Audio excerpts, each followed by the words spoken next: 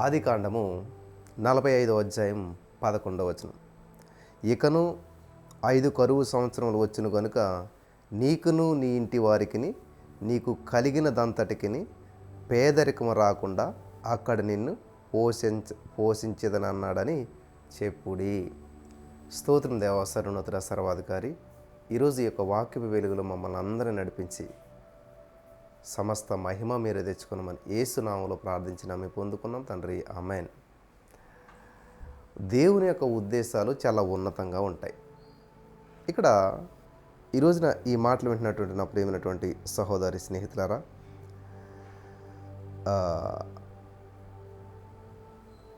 ఇక్కడ యోసేపు వాళ్ళ అన్నలతో చెప్తూ, తండ్రితో చెప్పండి, అబ్రహాం గారితో చెప్పండి, ఇక్కడికి వచ్చి గోషేను దేశంలో నివసించవచ్చు. తర్వాత ఏమంటున్నాడు, నీకును నీ ఇంటి వారికి నీకు కలిగినది అంతటికి పేదరికము రాకుండా నిన్ను పోషించదని అన్నాడని చెప్పండి. హల్లెలూయా. ఈరోజు నువ్వు నమ్మినటువంటి దేవుడు, నువ్వు నిజంగా నమ్మినట్లయితే, నిజంగా దేవుని మీద ఆధారపడినట్లయితే దేవుడు నీతో చెప్తున్న మాట స్పష్టంగా ఏమంటున్నాడు దేవుడు, నీకును నీ ఇంటి వారికి నీకు కలిగిన అంతటికి, అంటే నీకు గొర్రె ఉందో, గొడ్డు ఉందో, మేక ఉందో, ఏదుందో నీకు మాత్రమే కాదు, నీ ఇంటి వారికి మాత్రమే కాదు, నీకు కలిగిన దాని అంతటికి కూడా పేదరికము రాకుండా నిన్ను పోషించేదని అంటున్నాడు దేవుడు. హల్లెలూయా. ఈరోజు నీ మాటలు వింటున్న ప్రియమైనటువంటి సహోదరి స్నేహితులారా, చాలా స్పష్టంగా పరిశుద్ధాత్మ దేవుడు నీతో మాట్లాడుతున్నాడు. నువ్వు గ్రహించగలిగినట్లయితే, ఎస్, ఈరోజు దేవుడు నాతో మాట్లాడుతున్నాడు. నేను చాలా భయంకరమైన సమస్యల్లో, అప్పుల్లో, అంధకారంలో, బాధల్లో, ఇబ్బందుల్లో ఉన్నాను. నేను దీని నుంచి ఎలా బయటపడాలో నాకు తెలియట్లేదు. అంతే కదా, ఐగుప్తులో యోసేపు సర్వ సమృద్ధిలో ఉన్నాడు. అదే బ్లడ్ రిలేషన్. ఆ యోసేపుని కన్న తండ్రే కరువులో, పేదరికంలో జీవిస్తూ ఉన్నాడు. ఈ రోజున మీరు క్రైస్తవ బిడ్డలుగా, దేవుని బిడ్డలుగా, యేసు ప్రభువుని నమ్ము కూడా మరి దేవుని సన్నిధికి వెళ్తూ బైబిల్ చదువు ఇన్ని కలిగి కూడా ఈ రోజున అబ్రహాము వలె ఎక్కడ జీవిస్తున్నారు? చీకటిలో, పేదరికంలో, బంధకాల్లో. కాబట్టి ఈరోజు దేవుడు నీతో చెప్తున్నాడు, దేవుడు చెప్పిన మాటకు లోబడితే, యోసేపు చెప్పిన మాటకు లోబడి అబ్రహాము 70 మంది ఆ యొక్క మరి ఐగుప్తు దేశం వచ్చారు కాబట్టి వాళ్ళ సర్వ సమృద్ధిని అనుభవించగలిగారు. హల్లెలూయా, దేవునికి స్తోత్రం. కాబట్టి ఈ రోజున ఈ యొక్క వాక్యాన్ని ఎవరైతే వింటూ ఉన్నారో, ఈ యొక్క వాక్యపు వెలుగులో ఎవరైతే నడిపించబడాలని ఆశపడుతున్నారో, వాళ్ళు ఖచ్చితంగా ఈ వాక్యాన్ని స్వీకరించినప్పుడు వారి జీవితంలో గొప్ప గొప్ప అద్భుతాలు వారు చూడగలుగుతారు. హల్లెలూయా, దేవునికి స్తోత్రం కలుగును గాక. ఈ యొక్క పేదరికాలు 2 రకాలు ఉంటాయి కదా. ప్రతిదీ 2 ఉంటాయి, చీకటి, వెలుగు, మంచి, చెడు.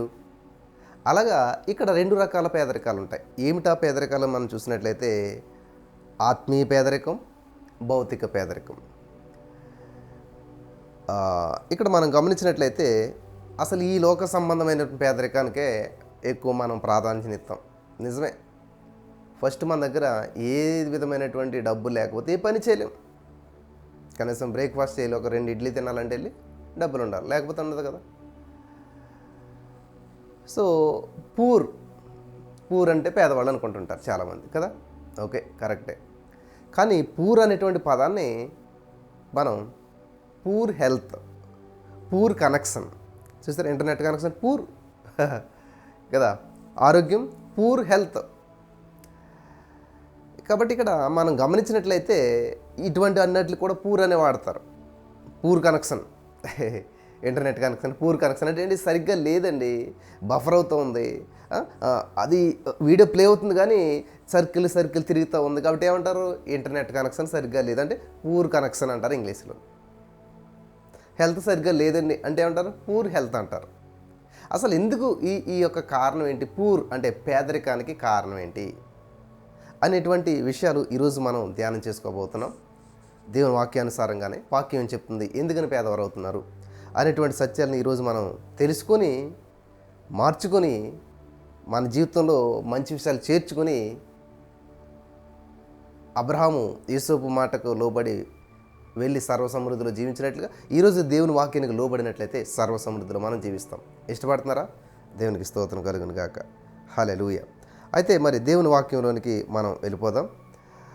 ఇక్కడ అసలు ఈ లోక సంబంధమైనటువంటి ఈ పేదరికానికి కారణం ఏంటి అని చూసినట్లయితే నేను ఈరోజు మీకు ఒక 6 కారణాలు చూపిస్తాను. రాసుకునే వాళ్ళు రాసుకోండి. నెంబర్ 1, మొట్టమొదటి కారణం ఏంటంటే సామెతల గ్రంథం వాక్యం నుంచి చూసుకుందాం. 6వ అధ్యాయం 9 నుంచి 11 వచనాలు మనం చదివినట్లయితే మొట్టమొదటి కారణం సోమరితనం.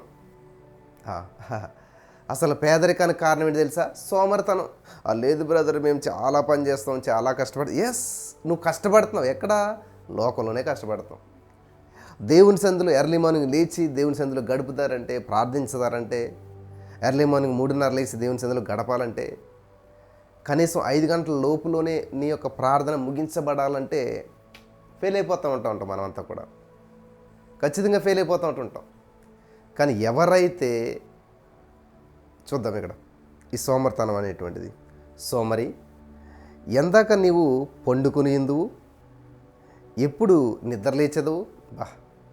దేవుడు మీతోటి మాట్లాడుతున్నాడు స్పష్టంగా. ఎంత అద్భుతంగా ఉన్నాయి చూసారు ఈ మాటలు ఇక్కడ. ప్రియమైనటువంటి సహోదరి స్నేహితులారా చూడండి, సోమరి.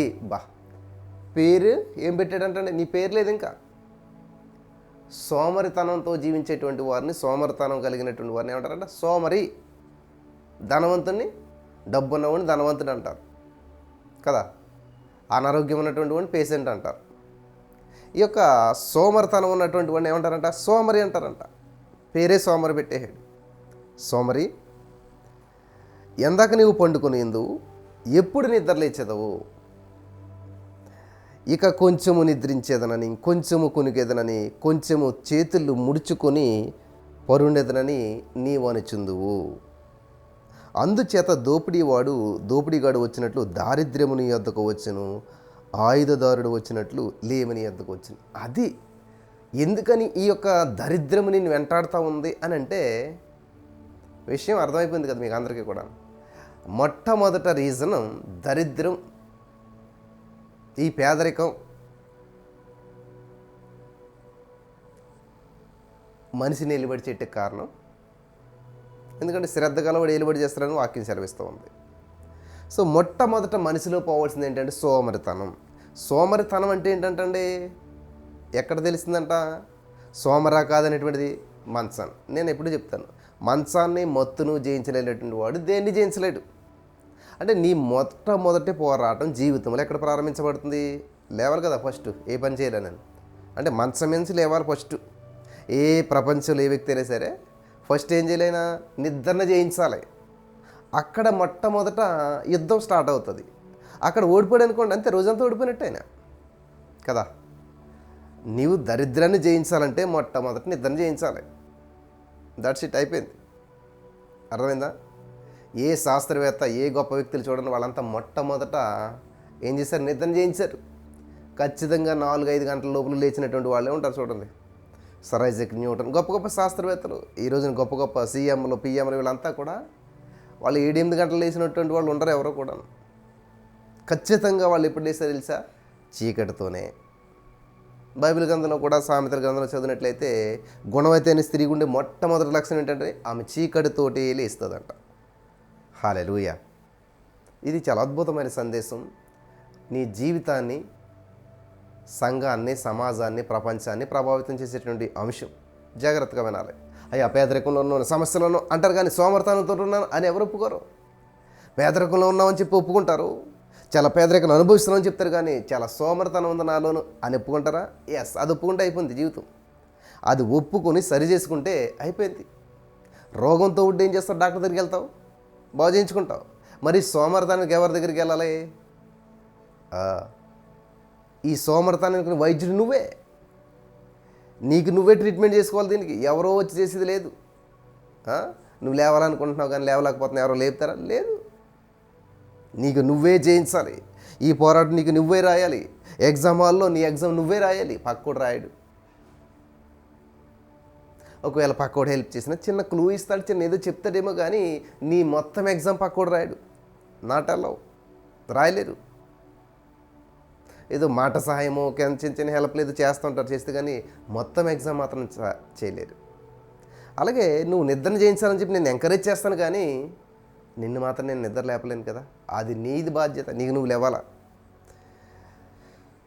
కాబట్టి ఈరోజు నా ప్రియమైనటువంటి సహోదరి స్నేహితులరా, పనులు వాయిదా వేసేటువంటి పలాయన మనస్తత్వమే బద్ధకం అంట.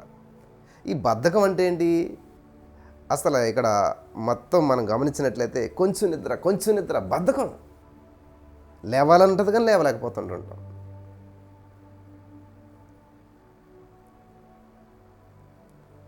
సోమరితనం. ఒకసారంట ఉంది కదా, సోమరి చీమల యొద్దకు వెళ్ళి నువ్వు నేర్చుకొని అంటాడు కదా దేవుడు. అప్పుడు అన్నాడంట, ఒరే సోమరు బాబు, ఆ చీమల యొద్దకు వెళ్ళి బుద్ధి తెచ్చుకోరా అని అంటే, విన్నారా? ఒరే సోమరోడా, చీమల దగ్గరికి వెళ్ళరా, అవి ఎంత లైన్కి వెళ్తున్నాయో, ఎంత ఒక రాజు లేడు ఏం లేడు, బుద్ధి తెచ్చుకోరని అంటే ఆయన అన్నాడంట, నేను చీమల యొద్దకు వెళ్తావేంటి, ఆ చీమలు నా దగ్గరికి తీసిరా. చూసారా ఎంత సోమరితనం, ఎంత బద్ధకం. ఈయన ఒరే కనీసం జ్ఞానం వస్తుంది, చీమల దగ్గరికి వెళ్ళి చూడరా, రాజు లేడు ఏమి లేడు, ఎంత అలాగున్నాయి ఇవి, ఒక బుద్ధి వస్తుంది నీకంటే, కొంచెం వెళ్ళి ఆ దగ్గరికి వెళ్ళి నేర్చుకుంటే, ఎక్కడున్న చీమలు అక్కడ అవేవో అలా వెళ్తున్నాయి కదా, అవేవి ఎలా తిరిగి వెళ్ళి రమ్మను, నా ఎదురుగుండా వెళ్ళమను, ఆ చీమలే నా దగ్గరికి రమ్మను. ఇంకా అర్థమైపోతుంది మీకు అంతా కూడా. సోమరిపోతు ఆ చీమలనే నా దగ్గరికి రమ్మని అన్నాడంట. నిజమే కదా. ఈరోజు చాలామంది ఇట్లా, నా కోసం మీరు ప్రార్థన చేయండి, నేను నిద్ర లేవలేకపోతున్నాను కాబట్టి అది నిద్ర చేయించవలసిన బాధ్యత నీది కదా, అది కదంట నేను ప్రార్థన చేయాలంట, బ్రదర్ నా కోసం ప్రార్థన చేయండి. ఇప్పుడు ఇదే పరిస్థితి ఎలాగుందనమాట. బాబు చీమల దగ్గరికి వెళ్ళి కొంచెం జ్ఞానం నేర్చుకుంది కానీ అంటే, ఆ చీమలే నా దగ్గరికి తీసుకురావచ్చు కదా అన్నాడంట. అలాగా అమ్మ 3:30కి లేవాలనంటే, బ్రదర్ ప్రేయర్ చేయండి 3:30కి లేవాలని అంటే, 3:30కి లేవాలన్నది, లేస్తే దేవుని యొక్క ఆశీర్వాదం స్వతంత్రించుకుంటామని చెప్పింది నేనే, 3:30కి లేపేది నేనే, మీ పదులు ప్రార్థన చేసింది అన్నీ నేనే ఇంకా కదా. ఆ చీమలని మా దగ్గర తీసిరా, మేము నేర్చుకుంటాం అన్నట్టుగాను ఈరోజు నేను చాలామంది జీవితాలు ఎట్లా ఉన్నాయి. నా ప్రియమైనటువంటి సహోదరి స్నేహితులు గమనించాలి. ఒకసారి ఒక పోటీ జరుగుతూ ఉందంట. ఏంటంట? సోమరుల పోటీలో పరమ సోమరి కిరీటం ఇవ్వాలని చెప్పి ఒక రాజుగారు సోమరులందరికీ పోటీ పెట్టాడంట. సోమరిపోతులు అందరిని పిలిచాడంట. అందరూ వచ్చారంట. సోమరిపోతులు అంటే ఏం చేస్తారు? నిద్ర వచ్చేస్తుంటుంది బాగా. ఫస్ట్ నిద్ర చేయించాలి ప్రియులారు, ఎవరైనా సరే ఈ నిద్ర మొత్తం చేయించాలి. అయితే ఏమైందంటే అందరిని కూర్చోబెట్టారు. అందరిని కూర్చోబెట్టారు అన్నమాట. కూర్చోబెట్టి రాజుగారు ఒక ప్రశ్న వేశారు అన్నమాట. మీలో అందరికంటే సోమరిపోతే ఎవర్రా అని అడిగారంట. అందరికంటే సోమరిపోతే ఎవరో చేతులు ఎత్తండి అని అన్నారంట. ఆ సోమరిపోతులు వచ్చిన వాళ్ళు అందరూ కూడా నేనే బాగా సోమరిపోతున్నాను అందరూ చేతులు ఎత్తారంట. ఒకడైతే అలాగే కూర్చుని ఉన్నాడంట. ఒకడైతే అలాగే కూర్చుని ఉన్నాడంట. రాజుగారు వారికి పరమ సోమరి కిరీటం ఇచ్చారంట.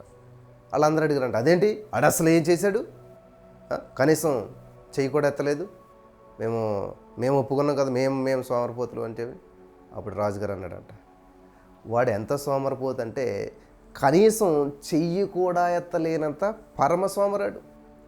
అందుకనే పరమ సోమరి కిరీటాన్ని వాడు దక్కించుకున్నాడు. అర్థమైందా? సోమరిపోతుల పోటీలో వాళ్ళు పంచుకుని కనీసం నేను సోమరుణ్ణి అనేటువంటి చెయ్యి ఎత్తలేనటువంటి అంత సోమరితనంతో ఉన్నాడు కాబట్టి వీడే పరమ సోమరి అని ఆ పరమ సోమరి కిరీటాన్ని కూడా ఇచ్చారంట.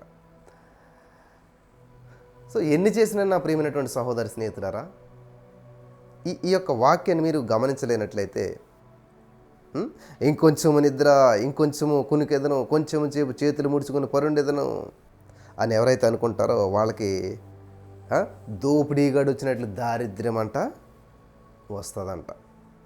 కాబట్టి నా ప్రియమైనటువంటి వాళ్ళరా, పేదరికానికి మొట్టమొదటి కారణం, నీ జీవితంలో దారిద్ర్యానికి మొట్టమొదటి కారణం, నీ పరిస్థితి బాగుపడాలి, నీ జీవితం బాగుపడాలంటే ఎవరో ఏదో చేస్తారని కాదు, నీకు నువ్వు మంచాన్ని జయించడం, మొత్తం జయించడం నేర్చుకుంటే అక్కడ స్టార్ట్ అయిపోయింది నీ జయం. అక్కడ స్టార్ట్ అయిపోయింది నీ యొక్క పేదరికం మీద విజయం.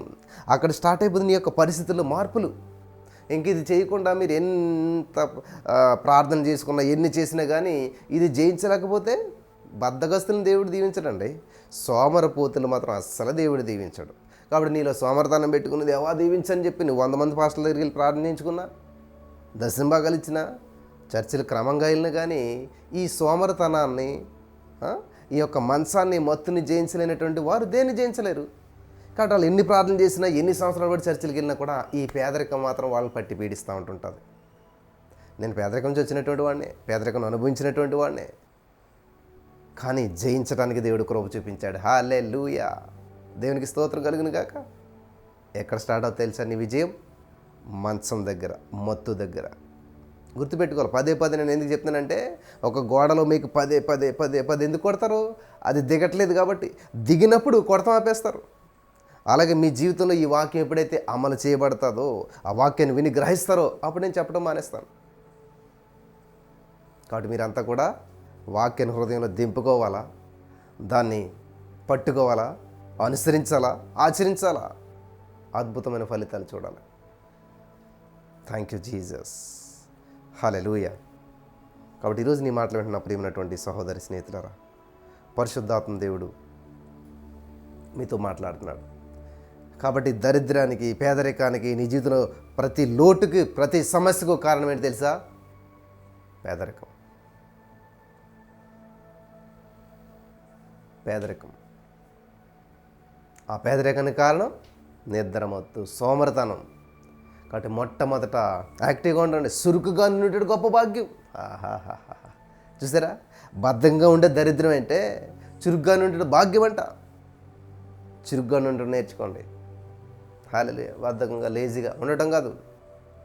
దాన్ని నువ్వు ఎప్పుడైతే జయించావో, హల్లెలూయా.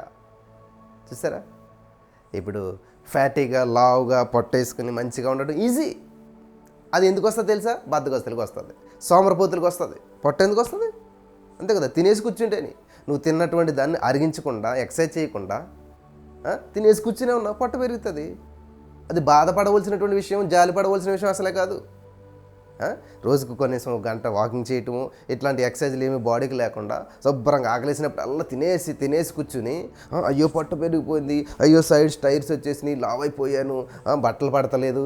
ఇది బాధపడదగ్గ విషయం కాదు ప్రియులారా, సిగ్గుపడదగినటువంటి విషయం అనమాట. చాలామందికి బాధ అనిపిస్తుంది, నాకు తెలుసు. మాకున్న టెన్షన్స్ అలాంటి అండి, మాకున్న సమస్యలు అలాంటి, మళ్ళీ మేము ఎక్సర్సైజ్లు ఎక్కడ ఇస్తాం. రిచ్ మ్యాన్కి 24 అవర్సే, రోడ్డు మీద అడుక్కున్న వాడికి 24 అవర్సే. వాడు ఎందుకు అడుక్కుంటున్నాడు రోడ్డు మీద? ఇతను ఎందుకని కార్లు కొంటాడో, బంగ్లాలు కొంటాడో? సద్వినియోగం చేసుకోవటం అన్నమాట, సమయాన్ని సద్వినియోగం చేసుకోవటం. కాబట్టి ఈరోజు నా ప్రియమైనటువంటి సహోదరి స్నేహితులారా, మీ హృదయాలు మండుచున్నట్లయితే ఖచ్చితంగా దేవుడు మీతో మాట్లాడుతున్నట్టే. ఎస్, నా జీవితంలో ఇదిగో ఈ సమస్యతో బాధపడుతున్నానే, ఈ రోగంతో బాధపడుతున్నానే, ఇదిగో ఈ యొక్క మరి భయంకరమైన పరిస్థితులతో బాధపడుతున్నానే. కారణం ఏంటి తెలుసా? నెంబర్ 1 సోమరతనం. నీకున్న ప్రతి సమస్యకు, ప్రతి అనారోగ్యానికి, ప్రతి అప్పుల సమస్యలకి, ప్రతి పేదరికానికి, ప్రతి విధమైనటువంటి సమస్య ఏదైతే అనిపిస్తున్నావో దానికి మొట్టమొదటి కారణం సోమరతనం, బద్ధకం, లేజినెస్. దాన్ని జయించలేనంతకాలం ఏ విధమైనటువంటి విజయం మీలో ఉండదు. ఎన్నో ఉపవాసాలు, 40 రోజులు కాదు, 120 రోజులు కాదు, ఎన్ని చేసినా కానీ పరిస్థితులు మారవు. కారణం ఏంటి తెలుసా? ఇక్కడ ఓడిపోతారు, అందరూ కూడా ఇక్కడ ఓడిపోతారు. లేదులే బ్రదర్, మాకు 1 గంట అయిపోతుంది పడుకునేసరికి, మా ఉద్యోగాలు అలాంటి, మా పరిస్థితులు అలాంటి, అదే సెట్ చేసుకోవాలన్నమాట జీవితాన్ని. చూడండి, అలారాన్ని ఒకసారి సెట్ చేసి పెడతాం, గడియారాన్ని ఒకసారి సెట్ చేసి బ్యాటరీ వేస్తాం. ఎప్పుడన్నా తప్పు చూపిస్తుందా? బ్యాటరీ అయిపోతే కానీ. బ్యాటరీ అయిపోయేంత వరకు కూడా అది కరెక్ట్గానే చూపిస్తుంది. కాబట్టి నీలో రీఛార్జ్ లేదన్నమాట. హల్లెలూయా. రీఛార్జ్ ఎక్కడ పెడతాం? రీఛార్జ్ అవ్వలో ప్లగ్. అలాగే మనకు రీఛార్జ్ ఏంటి? మోకరించి ప్రార్థన చేయాలి. అంటే ఇది తక్కువైపోయింది కాబట్టి, ఈ రీఛార్జ్ తక్కువైపోయింది కాబట్టి మనం ఏమి సాధించలేకపోతున్నాం. నెంబర్ 1 కారణం సోమరతనం. జయించరా? ఈరోజు నుంచే జయించాలి, ఈరోజు నుంచే పట్టుదల కలిగి ఉండాలి. నెంబర్ 2 పిసినారితనం అంటండి. పిసినారితనం సామెతల గ్రంథంలోనే 11వ అధ్యాయం 24వ వచనం మనం చదివినట్లయితే, వేదజల్లి అభివృద్ధి పొందువారు కలరు, తగిన దానికన్నా తక్కువ ఇచ్చి లేమికొచ్చే వరకు అది తగిన దానికన్నా తక్కువ ఇచ్చి లోబిగా ఉంటే దేవుని దీవెన రాదు. వెదజల్లి అభివృద్ధి పొందేవారు కలరంట. వెదజల్లటంలోనే విస్తారమైనటువంటి దీవెన ఉంది ప్రియులారా. మలాకి 3:10 చూసినట్లయితే అక్కడ ఏముంటుంది? చాలా అద్భుతమైన మాట ఉంటుంది. చదువుదామా? చాలాసార్లు చదివినటువంటి మాటనే మరలా మీకు చదివి వినిపించాలని చెప్పి నేను ఆశపడుతున్నాను. మలాకి గ్రంథం 3:10 మనం చూసినట్లయితే, నా మందిరంలో ఆహారం ఉన్నట్లు 10వ భాగం అంతయు మీరు నా మందిరపు నిధిలోనికి తీసుకుని రండి. దీన్ని చేసి మీరు నన్ను శోధించిన ఎడల నేను ఆకాశపు వాకిట్లను విప్పి పట్టజాలనంత విస్తారముగా దేవుడు. పట్టుకోలేవంట. నువ్వు పట్టజాలనంత. పేతురికి దేవుడు ఒక్క చేప పడలేనటువంటి పేతుని తీసుకెళ్ళి దేవుడు ఏం చేశాడు? ఆ వల కూడా పడతలేదంట, వల పిగిలిపోతుందంట. In the name of Jesus. Overflowing, net breaking, boat sinking, overflowing blessing. దేవుడిచ్చేది ఎప్పుడు కూడా పొంగి పొర్ల అనుభవంలోకి నడిపిస్తాడు. నీది నువ్వు తినేసేసి ఆ గురుగారు చేస్తారు కదా ప్రార్థన, తగినంత అంటే నీ కడుపు నిండింది, మరి పక్కడికి పెట్టగలుగుతాను, ఇంక పెట్టలేవు. ఎక్కడ పెడతావు? తగినంత చాలు.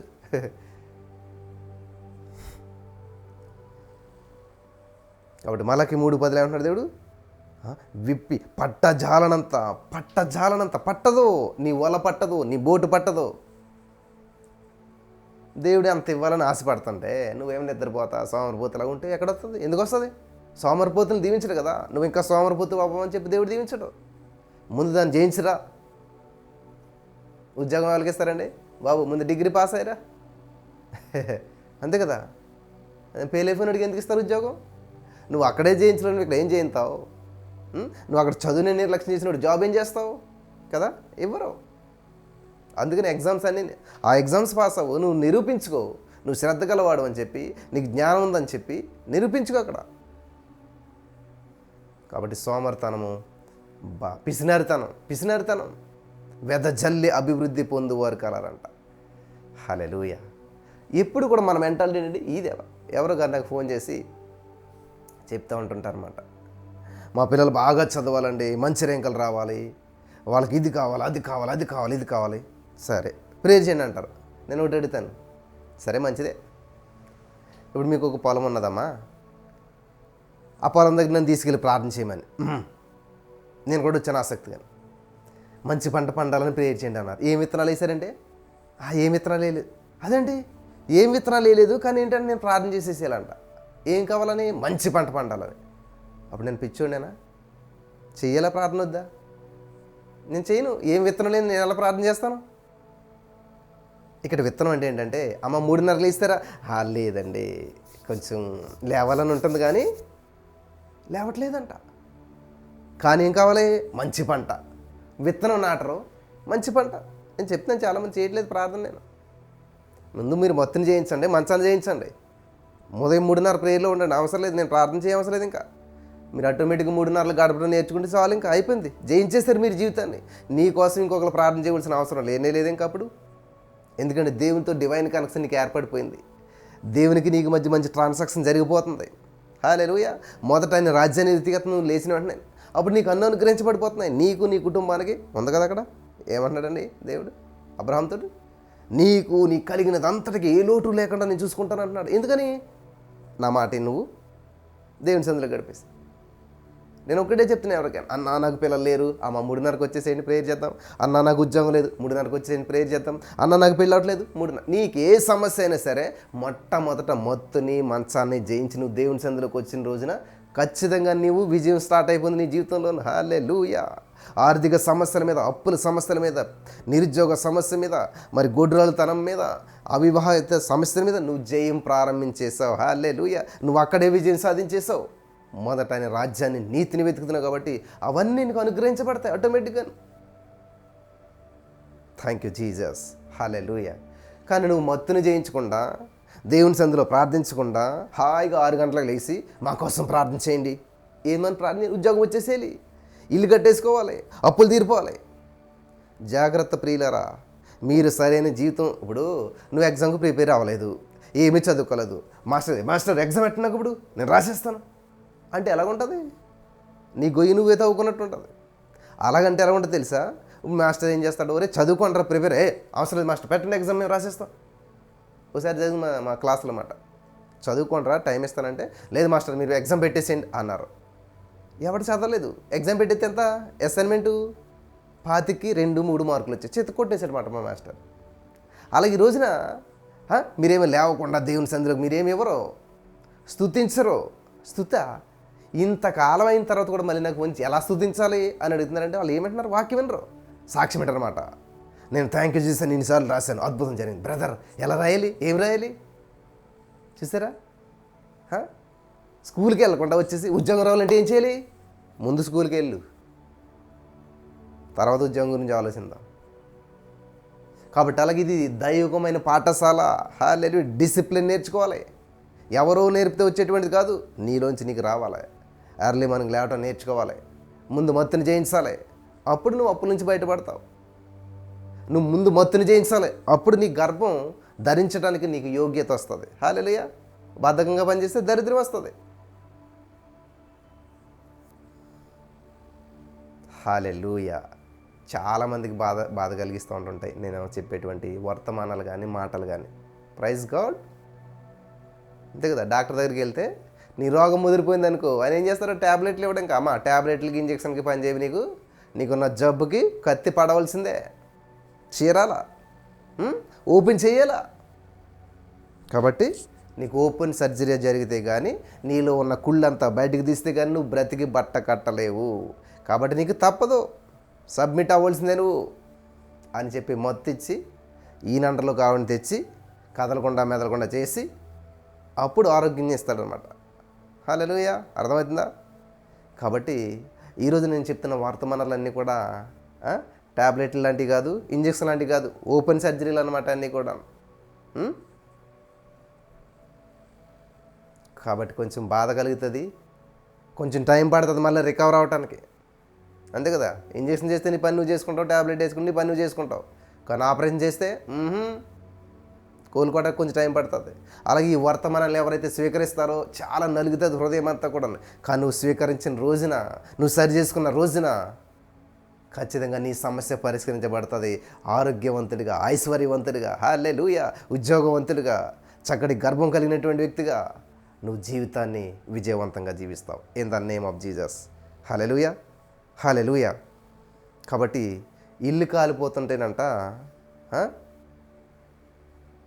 పిసినరుడు, ఎంత పిసినరుడు అంటే అప్పటికి కాలకు 2 రూపాయలు పడేది అనమాట. ఒక్క ఫోన్ కాల్ చేసామంటే 2 రూపాయలు పడుతుంది.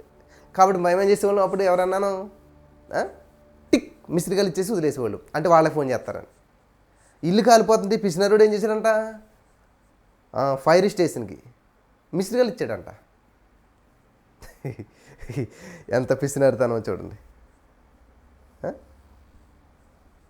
చూసారా పిసినారితనం అంటే 2 రూపాయలు ఎక్కడైపోతాయో ఆ ఫోన్లో ఉన్న డబ్బులు అని చెప్పి ఆ యొక్క అగ్నిమాపక యంత్రానికి ఫోన్ చేయాలి కదా, చేశాడు. ఎట్లాగా మిస్డ్ కాల్ ఇచ్చాడంట. అలా చూసుకుని అది వచ్చేసరికి ఇల్లు మొత్తం ఏమవుతుంది, 2 రూపాయల కోసం ఆలోచిస్తే ఇల్లు మొత్తం ధ్వంసం బూడిదైపోయిందంట. ఎంత జ్ఞానం కలిగినటువంటి వారు చూసారా. ఇది చాలా అద్భుతమైనటువంటి వర్తమానం, నీ జీవితాన్ని మార్చే వర్తమానం నువ్వు గ్రహించగలిగినట్లయితే. కాబట్టి అసలు పేదరికానికి కారణము, నీ జీవితంలో ఆశీర్వాదం పొందుకుపడ్డ కారణం మొట్టమొదటి సోమరితనం, రెండోది పిసినారితనం. వెదజల్లి అభివృద్ధి పొందేవారు కలరు.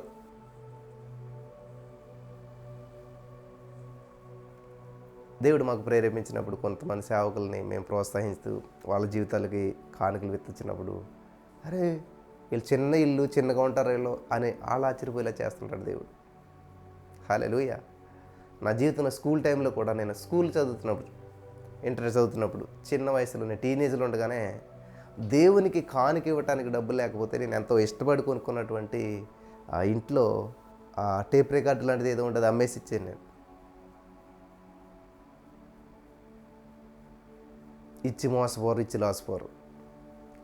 ఈ రోజున మరి ఎవరెవరో తెలియనటువంటి వారు మా జీవితంలోనికి విత్తుచూ ఉంటుంటారు. ఎందుకనంటే దేవుడు వాళ్ళని ప్రోత్సహిస్తాడు, వాళ్ళు ఆ విత్తనం విత్తినట్టున వాళ్ళకి అభివృద్ధి, వాళ్ళ జీవితంలో ఆశీర్వాదాలు. ఇది సరైన నేల ఇక్కడ ఇచ్చినప్పుడు మేము సమృద్ధిని చూసాం. దేవునికి స్తోత్రం. మా ఆశ కూడా అదే. ప్రభు, ఎవరైనా ఒక్క రూపాయిని ఈ పరిచర్యలు విత్తారంటే ఖచ్చితంగా 100 అంతలు 1000 అంతలు వాళ్ళు అనుభవించవలసిందే. తిరిగి వాడు ఒడిలోకి వెళ్ళవలసిందే.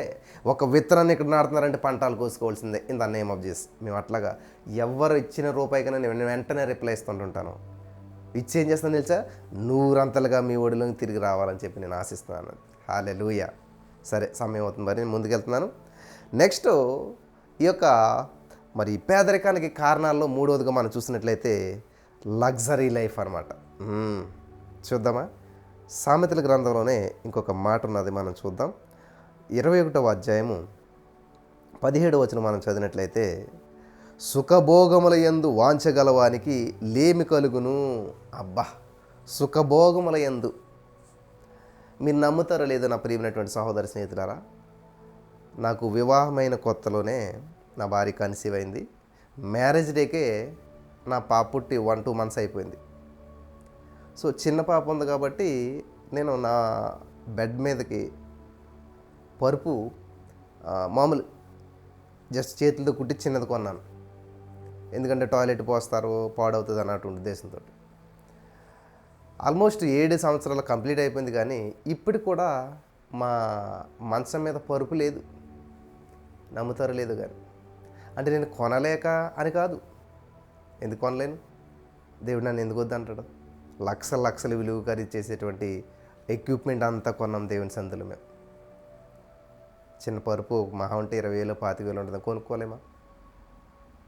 సుఖభోగముల యందు ఆసక్తి. మాకు ఎప్పుడు మా కంఫర్ట్ మేము చూసుకోవాలి. అందరూ అంటుండేటువంటి వారు, బ్రదర్ మీరు ఇంత పరిచయం చేస్తున్నారు, ఖచ్చితంగా కార్ అనేది నెససరీ బ్రదర్, కారు ఉండాలి ఖచ్చితంగా, మీరు బండి మీద ఇబ్బంది పడుతుంది అని అందరూ అంటుండేటువంటి వారు. వాళ్ళు ప్రార్థన చేస్తుంటారు అందరూ. కానీ నేను ఎప్పుడు కూడా ఈ డబ్బులు ఉన్నాయా, ఈ మైక్ కొందాం, ఈ బాక్స్ కొందాం, ఈ సౌండ్ సిస్టమ్ కొందాం, ఈ కెమెరా, ఇట్లానే ఆలోచన చేస్తూ వచ్చినటువంటి ప్రతి రూపాయి ఒక పక్కన పెడతాం. కొంచెం అమౌంట్ పోగయ్యాక ఏదో ఒకటి కొంటాం. అలాగే మీరు చూస్తూనే ఉన్నారు, ప్రతి ఆల్ నైట్ ప్రేయర్లో దేవుడైన అద్భుతాలు చేస్తూ ఉన్నాడు. కానీ ఇప్పుడు మాకు కావాల్సినటువంటిది అంటే మేము ఆలోచించలేదు ఎప్పుడు కూడా. సుఖవంతమైనటువంటి జీవితం జీవించాలి అనేటువంటి ఆలోచన ఎప్పుడూ లేదు. గమనించాలి, ఇక్కడ ఎందుకు చెప్తున్నానంటే, సుఖభోగములందు వాంఛగలవానికి, కోరిక సుఖపడాలి, సుఖంగా ఉండాలి, కంఫర్ట్గా ఉండాలి, కష్టపడకూడదు అనేటువంటి వాంఛ కలిగినటువంటి వారికంట లేమి కలుగుతుంది. పేదరికం వచ్చి పడుతుందంట. ఆదాయం తక్కువ, ఖర్చు ఎక్కువ. ఇదే అప్పులు పాలవట కారణం ఏంటంటే, మీరు ఇల్లు కట్టుకోవాలి తెలుసు, మళ్ళీ కట్టం ఇల్లు అని చెప్పి 6 సెంట్లో కట్టుకోవాల్సిన ఇల్లు 1 ఎకరంలో కడతారు. ఒక 5-10 లక్షల్లో కట్టుకోవాల్సిన ఇల్లు 50 లక్షల్లో కడతారు. అంటే నీ దగ్గర ఉన్న 5 లక్షలే, 45 లక్షలు అప్పు చేసావు, ఇల్లు కట్టావు.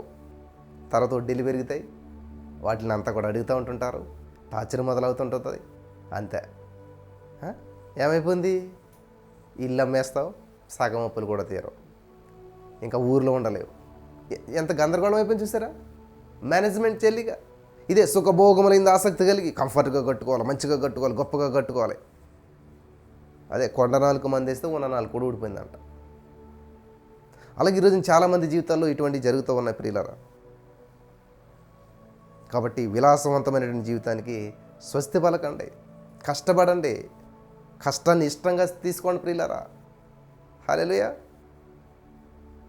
నెక్స్ట్, నెంబర్ 1 సోమరితనం, నెంబర్ 2 పిసినారితనం, నెంబర్ 3 లగ్జరీ లైఫ్, నెంబర్ 4 చూసినట్లయితే సామెతల గ్రంథం 23వ అధ్యాయము 21వ వచనం మనం చదివినట్లయితే, త్రాగుబోతులను తిండిబోతులను దరిద్రులగుదురు. వా చూసారా? సామెతల గ్రంథంలోనే చదివినట్లయితే ఎవరైతే త్రాగుబోతులుగా ఉంటారో, జ్ఞానం లేనివాడు తాగుతాడంట. బుద్ధిహీనుడు అనమాట తాగేటువంటి వాడు.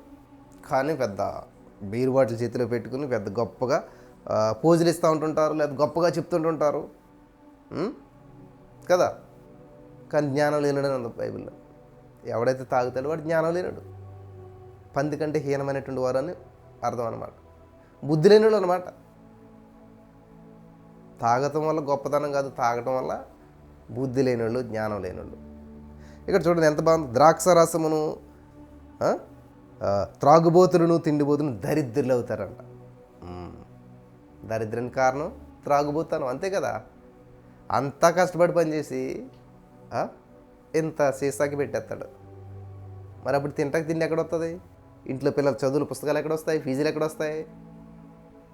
చాలా రిక్వెస్ట్లు వస్తాయి నాకు, మా నాన్న బాగా తాగేస్తున్నాడండి, ఇంట్లో పరిస్థితి అసలు బాగోలేదండి అని చెప్పి.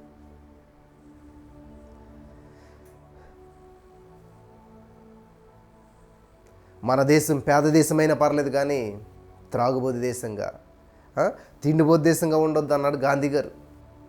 ఏమన్నాడండి? నా దేశం పేద దేశమైనా పర్వాలేదు కానీ తాగుబోతు దేశం కాకూడదు, తిండిబోతు దేశం కాకూడదు అన్నాడంట మహాత్మా గాంధీ గారు. ఎందుకంటే దానంత దరిద్రం మరి ఇంకోటి లేదంట. అర్థమవుతుందా? దానంత దరిద్రం మరి ఇంకోటి లేదు. ఒక భార్య తన భర్త దగ్గర రూపాయి లేకపోయినా కూడా బాధపడదేమో కానీ అదే భర్త పచ్చి త్రాగుబోతాయి పడిపోతుంటే తాగేసి కోట్లు ఉన్నాయి కానీ తాగి రోడ్డు మీద పడితే సంతోషించదా? ఇంకొక 3 పాయింట్లు నేను చెప్పేది, 2 పాయింట్లు నేను చెప్పి ముగించేస్తాను. 5వదిగా మనం చూసినట్లయితే ప్రియులారా, వ్యర్థమైన వాటిని అనుసరించడం. సామెతల గ్రంథం 28వ అధ్యాయం 19వ వచనం, తన పొలము సేద్యం చేసుకుని వానికి కడుపు నిండా అన్నము దొరుకును, వ్యర్థమైన వాటిని అనుసరించి వానికి కలుగు పేదరికం ఎంత అంత కాదు. బాబా చాలామంది పేదోళ్ళు బండి బ్రదర్ తింటాకలేదు ఉంటాకలేదు అంటే ఏంటి తెలుసా? జాలి పడేది లేదు. నాకు చాలామంది చెప్తారనమాట, నేను జాలి పడతానని. అబ్బా, నేను అక్కడి నుంచి వచ్చినాను కదా, నేను అస్సలు జాలి పడను. మాకు పేదరికంలో ఉన్నాం బ్రదర్ అంటే కోప్పడతాను అనమాట నేను ఎవరి దగ్గర. ఎవరన్నా అలా చెప్తుంటే, మాకు రెంట్ కడతలేదు బ్రదర్, చాలా ఇబ్బందుల్లో ఉన్నాం బ్రదర్ అంటే వాక్యం తెలియని ఏం చేస్తారు? జాలి పడిపోతారు, అయ్యో అని చెప్పేసేసి. మరి ఇక్కడ ఏమన్నా చూద్దాం మనం. తన పొలంలో సేద్యం చేసుకునే వానికి కడుపు నిండా అన్నం దొరుకుతుంది. సేద్యం చేసుకోవడం అంటే పని చేసుకునేవాడు, బద్ధకం లేకుండా పని చేసుకునేవాడికి కడుపు నిండా అన్నం దొరుకుతుంది. అంటే నీకు కడుపు నిండా అన్నం దొరకట్లేదు అంటే ఏం చేస్తున్నట్టు ఇక్కడ అర్థమైంది కదా? జాగ్రత్తగా వినండి. వ్యర్థమైన వాటిని అనుసరించి వానికి కలుగు పేదరికం ఎంత అంత కాదంట. 20 ఎకరాల భూమి ఉన్న వాని పిల్లలు పస్తులు ఉంటుంటారు. సేద్యం చేయడు, పిల్లలకు అన్నం పెట్టడం, వ్యర్థమైనటువంటి రాజకీయాల్లో చేరి ఏమీ పట్టించుకోవడం, పొలాన్నంత గాలి కుదిలేస్తాడు, గడ్డి చెత్త పెరుగుతుంటుంటారు. వింటున్నారా ప్రియులారా? చాలా జాగ్రత్తగా వినాలి. వ్యర్థమైన వాటిని అనుసరించడం పేదరికానికి కారణం. నాకు భలే ఆశ్చర్యం వేస్తుంటుంది. వాళ్ళ ఇంట్లోనేమో వాళ్ళకేమో చిన్న గుడిసి ఉంటుంది, వాషింగ్ మిషన్ కొంటారు. వాషింగ్ మిషన్ కొంటే నీకు వాటర్ రావాలి కదా, వాటర్ ట్యాంక్ ఎక్కడ పెడతారు? పక్కన బయట ఎక్కడో ఇలాగా మట్టి దిమ్మ లాంటిది కట్టి దాని మీద ట్యాంక్ ఎట్టి చేస్తారు. చూసి వాళ్ళకి ఎలాగుంటుంది చూడండి. కనీసం పొడుకోవడానికి మంచం ఉండదు కానీ వాషింగ్ మిషన్ కొంటుంటారు. ఏది అవసరమో, ఇంట్లో సైకిల్ ఉండదు కానీ కారు కొంటారు. ఇది అన్నమాట మేనేజ్మెంట్. మనకి జ్ఞానం లేకపోవడం వల్ల జరిగేటువంటి విషయాలు ఇవన్నీ కూడా. చివరిగా ఒక మాట చెప్పి నేను ముగించాలనుకుంటున్నాను ప్రియులారా. ఈ రోజున ఈ యొక్క వర్తమానం ద్వారా దేవుడు మనతో మాట్లాడుతున్నాడు. చివరిగా సామెతల గ్రంథం 13వ అధ్యాయం 11వ వచనం చదువుకొని మనం ఈ యొక్క వాక్యాన్ని ముగించుకుందాం. సామెతల గ్రంథం 13వ అధ్యాయం 11వ వచనం, మోసం చేత సంపాదించిన ధనం క్షీణించిపోవును, కష్టం చేసి కూర్చుకునేవాడు తన ఆస్తిని వృద్ధి చేసుకొనును. హల్లెలూయా. ఏం చేయండి? కష్టం చేసి వృద్ధి చేసుకునేవాడు ఏం చేస్తారంటండి? కష్టం చేసి కూర్చుకునేవాడు తన ఆస్తిని వృద్ధి చేసుకొనును. హల్లెలూయా. దేవునికి స్తోత్రం కలుగును గాక. ఇది చాలా అద్భుతమైనటువంటి విషయం. కష్టపడ్డవాడు లేదు బ్రదర్, మేము ఎంత కష్టపడ్డా కూడా ఏ విధమైన ప్రయోజనం లేదు అంటుంటారు చాలామంది. కాబట్టి పొదుపు లేకపోవడం ప్రియులారా. కష్టం చేసి కూర్చుకునేవాడు తన ఆస్తిని వృద్ధి చేసుకును. పొదుపు లేకపోతే ఎలా ఉంటుంది? పొదుపు చేయడం అనేటువంటిది ప్రియులారా విశ్వాసం లేనట్టు అనుకుంటారు కొంతమంది. కొంచెం దాచిపెట్టుకోవాలంటే విశ్వాసం లేదా నీకు? దేవుడు లేడా? సేవింగ్ ఎందుకు? ఆ? రేపేమి జరుగునో మనకు తెలియదు అన్నది కదా వాక్యం. కాబట్టి పొద్దు అది విశ్వాసం లేనట్టు అవుతుంది. ఇట్లా నమ్ముతారు కొంతమంది. దావీదు మందిరానికి సరుకులు సమకూర్చకపోయినట్లయితే సొలొమోను మందిరం కట్టేవాడా? అంటే దావీదుకి ముందు చూపు లేదా? దావీదు పేదరికం, దావీదికి ఏమన్నా విశ్వాసం లేదా? దావీదు సమకూర్చాడు, సొలొమోను కట్టాడు. సొలొమోను ఏమి సమకూర్చలేదు. సంపాదించగలిగినంత సంపాదించాలి, దేవునికి ఇయ్యగలిగినంత దేవునికి ఇవ్వాలి, ఆదాయం చేయవలసినంత ఆదాయం చేయాలి. అర్థమవుతుందా? సంపాదించవలసినంత సంపాదించు, దేవునికి ఇవ్వగలిగినంత దేవునికి ఇచ్చేసేయి, ఇవ్వగలిగినంత కూడా పొదుపు చేయవలసింది పొదుపు చేయి. ఈ సూత్రాలు పాటించాలా. హల్లెలూయా. కొంతమందికి ఎంత ఉన్నా కూడా ఆ యొక్క పొదుపు లేకపోవటం వల్ల, మీకు అందరికీ తెలుసు, సొలొమోను గారి దగ్గరికి 2 స్త్రీలు వస్తారు. ఎందుకని వస్తారంట? ఒక ఆవిడకు 100 ఆవులు ఉంటాయి, ఒక ఆవిడకు 1 ఆవు ఉంటుంది. ఈ 100 ఆవులు ఉన్న ఆవిడ ఒక రోజు వెళ్ళి ఏం చేస్తుందంటే, ఒక ఆవు ఉన్న ఆవిడ దగ్గరికి వెళ్ళి, కొంచెం నెయ్యి కావాలి నాకు అని అడుగుతుంది అన్నమాట. ఎందుకంటే నాదంతా కూడా కొంచెం అయిపోయింది, నీకు మళ్ళీ ఇచ్చేస్తానే అంటుంది అన్నమాట. ఆవిడేం చేస్తుంది? ఒక ఉన్న ఆవిడ సరేలే ఇచ్చేస్తుంది అని చెప్పి ఇస్తుంది అన్నమాట.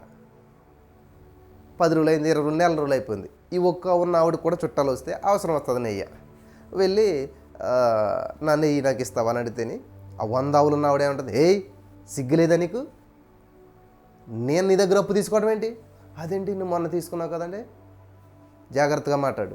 నాకు 100 ఆవులు ఉన్నాయి, బుద్ధున్న ఆడదాన్ని నీ దగ్గరకు అప్పు వస్తుందా? ఎవడ నమ్ముతాడు చెప్తేనే? అదేంటి అలా మాట్లాడతావు, మనం తీసుకున్నావు కదా. నోరు మూసుకో. ఆవిడకి అర్థం కాదు, ఉన్న వాడికి ఇదేంది, అప్పు తీసుకున్నది ఇచ్చేస్తాను ఒక్కరోజు అన్నది, నెల అయినా ఇవ్వకుండా మళ్ళీ ఇలా రివర్స్లో మాట్లాడుతుందని చెప్పి రాజుగారి దగ్గరికి వెళ్తా. అయ్యా, జరిగింది ఇదయ్యా, కానీ ఇలా మాట్లాడుతుంది ఆవిడంటే ఇద్దరినే పిలిపించాడు రాజుగారు. ఇద్దరు వస్తారు. ఏందమ్మంటే, ఏదైనా రాజుగారు మీరు కూడా ఆలోచించారు, ఎలా జరుగుతుంది ఇది? 100 ఆవులు నాకుంటే ఆవిడ దగ్గర నేను అప్పు వెళ్తామంటే అసలు అని సిగ్గు కూడా సమాజంలో. అంటే ఆయన ఏం చేస్తారంటే, మీకు ఊర్లో ఇటకలు తీయటం ఎప్పుడైనా చూస్తారు లేదు, ఇప్పుడు అంత సిమెంట్ ఇటకలు. కానీ ఊర్లో ఇటకలు తీసేటప్పుడు ఏం చేస్తారంటే, మట్టి పేడ ఇవన్నీ కలిపి తొక్కిస్తారనమాట పశువుల చేత. నేను కూడా మా ఇల్లు మట్టిల్లు అయినప్పుడు ఏం చెప్పానంటే, పేడ మట్టి తెచ్చి 2 ఇలా తొక్కి మంచిగాను అప్పుడు ఇల్లు అలుకునేవాళ్ళు ఆ రోజుల్లో. ఇప్పుడు అవి లేవనుకోండి. అలాగా రాజుగారు ఏం చేశాడంటే, ఈ అడుసు తొక్కింతాడనమాట. ఈ మట్టి తొక్కింతాడు, 2 చేత మట్టి తొక్కింతాడు. 2 ఆడవాళ్ళు మట్టి తొక్కేశాక చాలేమ్మ రండి బయటకు అని చెప్పి 2కి చెరుకో బకెట్ నీళ్ళు ఇస్తాడు. ఇస్తే ఈ 100 ఆవులు ఆవిడ ఏం చేస్తుందంటే, ఆ బకెట్ నీళ్ళంతా కూడా కాళ్ళ మీద కుమ్మరించుకుంటుంది. ఎక్కడ మట్టి అక్కడే ఉంటుంది, ఏం పోదు. కానీ ఒకే ఒక ఆవు ఉన్న ఆవిడ ఏం చేస్తుంది, శుభ్రంగాను ఆ కాలుకున్న మట్టి అంతా చేతితోటి ఇట్లా తీసేసి మొత్తం అంతాను ఒక మగ్గు వాటర్ ఎట్టి 2 కాళ్ళు నీట్గా కడిగేసుకుంటుంది, ఎక్కడ మట్టి లేకుండా. బకెట్ నీళ్ళు అలాగే ఉంటాయి, ఒక మగ్గు వాటర్తో క్లీన్ చేసేసుకుంటుంది. అంతే, అయిపోయింది జడ్జిమెంట్ అంటాడు సొలొమోను గారు. ఎలాగా? నీకు 100 ఆవులున్నా కానీ పొదుపు లేదు నీ దగ్గర. పొదుపు లేకపోవటం వల్ల పేదరికం వస్తుందన్నమాట. పొదుపు లేదు నీ దగ్గర, ఒబ్బడి లేదు. కాబట్టి నువ్వు ఖచ్చితంగా ఈవిడ దగ్గర అప్పు తీసుకునే ఉంటావు. నీ బుద్ధి తెలుస్తుంది, నీ యొక్క వాలకం తెలుస్తుంది, నీ యొక్క పరిస్థితి చెప్తుంది. ఇక్కడే తెలిసిపోయింది ఇది. అంటే క్షమించండి అయ్యా, తీసుకున్నాను, ఆవిడకి ఇచ్చేస్తానని చెప్పి తలదించుకుని వెళ్ళిందంట. వాస్తవం. కాబట్టి ఈ రోజున నీకు ఎంత ఆస్తి ఉంది, ఎంత డబ్బు ఉంది, నా దగ్గర డబ్బు ఉంటే పరిచర్య బాగా చేస్తాను, నా దగ్గర డబ్బు ఉంటే దేవుడికి ఇస్తాను. ఉంటే ఇవ్వటం కాదు, ఉన్న దాంట్లో ఇవ్వటం నేర్చుకోవాలి. అర్థమవుతుందా? ఉంటే ఇవ్వటం కాదు, ఉన్న దాంట్లో ఇవ్వటం నేర్చుకో. ముందు ఉన్న దాంట్లో నమ్మకం ఉండటం నేర్చుకోండి. ఎంత ఉన్నాక నమ్మకం ఉంటాను అది కాదు, ఉంటే అందరూ ఇస్తారు అది కాదు. ఉన్న దాంట్లో ఇవ్వటం నేర్చుకోండి, ఉన్న దాంట్లో నమ్మకం ఉండటం నేర్చుకోండి. పావడలు వేసుకొని తెలుసు నేను నా చిన్నతనంలో, 10 రూపాయలు వేసుకొని తెలుసా నేను. హల్లెలూయా. 50 పైసలు వేసిన రోజులు ఉన్నాయి, 50,000 వేసే రోజుకి కూడా దేవుడు తీసుకురాగలిగాడు. In the name of Jesus. హల్లెలూయా. 50 పైసలు ఇవ్వడం నేర్చుకో ముందు నువ్వు, 50,000 తర్వాత ఇద్దు. కానీ నేను ఉంటే బ్రదరు నా దగ్గర ఉండి ఇచ్చేయాలనుకుంటున్నాను. ఉంటే ఇచ్చేదేంటి నువ్వు? వెదజల్లాలి దేవుని విషయంలో. ఫైనాన్షియల్ బ్రేక్ త్రూ మీరు చూడాలనుకుంటున్నారా? మీరు తోటకూర కావాలంటే తోటకూర విత్తనాలు వేసుకోవాలి, గోంగూర కావాలంటే గోంగూర విత్తనాలు వేసుకోవాలి, అంతే కదా. యాపిల్ చెట్టు నాటితే యాపిల్ పళ్ళు. నువ్వు ఆర్థికంగా అభివృద్ధి చెందాలంటే ఆర్థికంగా వెదజల్లడం నేర్చుకోవాలి. అలా లెక్కలు చూసుకుని ఎంత నా జీతం ఎంత, 87,000 కాబట్టి 8,700. చూసారా, 9,000 వేస్తే ఏమవుతుంది దేవునికి? ఎక్కువైపోతుందా? చూడండి ఎంత కరెక్ట్గా లెక్కేస్తుంటారు చాలామంది దేవునికి ఇచ్చే విషయంలోను. 870 రూపాయలు, 990 రూపాయలు, 1000 రూపాయలు ఇస్తే ఏమవుతుంది? అక్కడ తెలిసిపోతుంది అనమాట మన యొక్క యాటిట్యూడ్ ఏంటి, మన యొక్క పద్ధతి ఏంటి అనేటువంటిది. అక్కడ తెలిసిపోతుంది మన యొక్క మైండ్ సెట్ అనేటువంటిది ఎలాంటిది అనేటువంటిది. వెదజల్లుతున్నామో మనం, లేకపోతే కరెక్ట్గా దశం భాగం ఎంత చేయాలి, 2,372 రూపాయలు, 10 రూపాయల పాలన లేవు, కానీ అవి కూడా లెక్కేసుకుంటాం మనం ఉంటేనే. అంత కరెక్ట్గా మనం చేస్తే దేవా నన్ను దీవించు, సమృద్ధిగా దీవించు, ఎక్కడొచ్చేస్తుంది? వెదజల్లితేనే అభివృద్ధి ఉంటుంది. కానీ నువ్వు లిమిట్ మాట ఎంత ఇస్తాను 10 రూపాయలే, 5 రూపాయలు, రూపాయి 2 రూపాయలు అనేసి ఒక అతను ఒక సేవకుడి దగ్గర వెళ్ళి, అయ్యా మాకు ఇల్లు కావాలని ప్రార్థన చేయండి. ఎంత వేసాడు? 10 రూపాయలు కానుకేటాడు. 10 రూపాయలు కానుకేసి ఏం కావాలంటే ఇల్లు ఎంత కోట్లలో ఉంటుంది, కానీ విత్తింది ఎంత?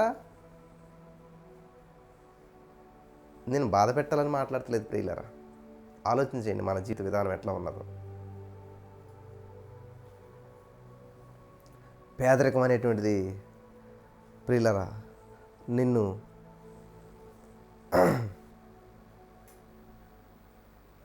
ఈ పేదరికం అనేటువంటిది ఎలా చేస్తా తెలుసా? నిన్ను పేదరికం వల్ల చాలామంది ఏం చేస్తారు తెలుసా?